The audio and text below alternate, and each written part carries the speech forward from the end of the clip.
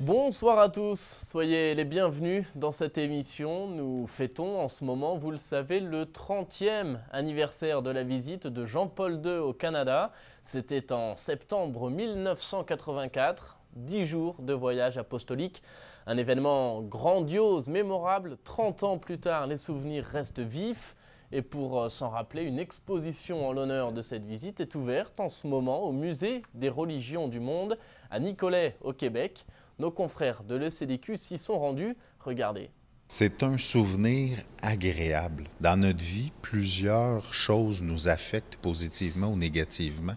Et on se rend compte que Jean-Paul II est un souvenir heureux pour tout le monde. Les gens se souviennent de la visite du pape comme, et là je fais un parallèle un peu boiteux pour certains, mais l'assassinat de Kennedy, la mort d'Elvis Presley, la venue de Jean-Paul II, moi tout le monde à qui j'en ai parlé, oui, j'étais là, j'ai vu ça, je l'ai attendu là, il a plu, et donc les gens s'en souviennent, ça les a marqués.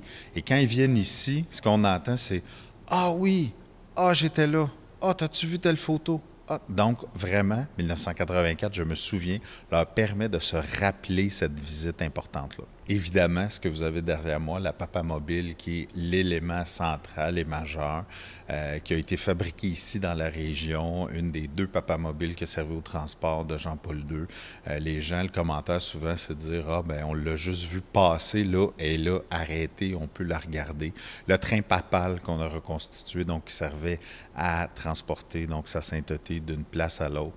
Beaucoup de souvenirs à l'effigie de Jean-Paul II, des choses, des chasubles, des étoles qu'il a portées, des calices avec lesquels il a célébré des messes. Donc, on a vraiment beaucoup d'objets auxquels le pape a touché et qui s'est servi.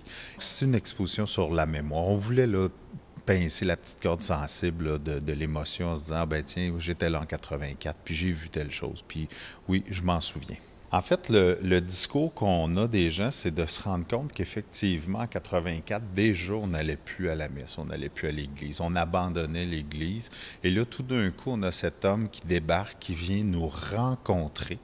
Et il ne vient pas nous faire la morale, il ne vient pas nous faire des leçons, il vient nous voir et on va à sa rencontre. Et les gens sont surpris de cet engouement, de se dire, mon Dieu, on était si nombreux.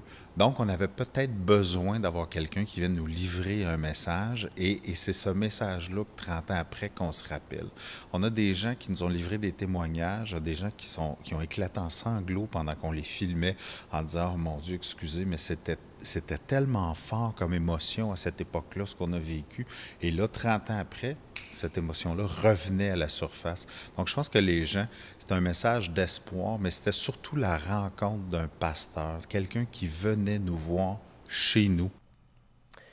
Et à ce propos, je vous rappelle qu'un colloque en mémoire du 30e anniversaire de la visite de Jean-Paul II est organisé ce samedi 13 septembre à Québec. Il est organisé par l'Observatoire Justice et Paix. Il se tiendra à l'Université Laval. La liste des conférenciers et les détails sont en ligne sur le site du diocèse. Et le lendemain, dimanche 14 septembre, c'est une messe pontificale, cette fois-ci, qui sera célébrée à Notre-Dame de Québec. Elle sera présidée par l'envoyé spécial du pape, le cardinal Jaime Lucas Ortega y Alamino, archevêque de San Cristobal de La Havane. Cette grande messe s'inscrit dans le cadre du 350e anniversaire de la paroisse Notre-Dame de Québec, la première paroisse nord-américaine. La célébration donc est à suivre en direct sur Ciel et Lumière à partir de 13h30. Et puis à partir de lundi, sachez que les évêques du Canada se rassembleront pendant une semaine au château Mont-Sainte-Anne à Beaupré. Ils y tiendront leur assemblée plénière. Nous serons sur place, évidemment, pour vous en parler tous les jours.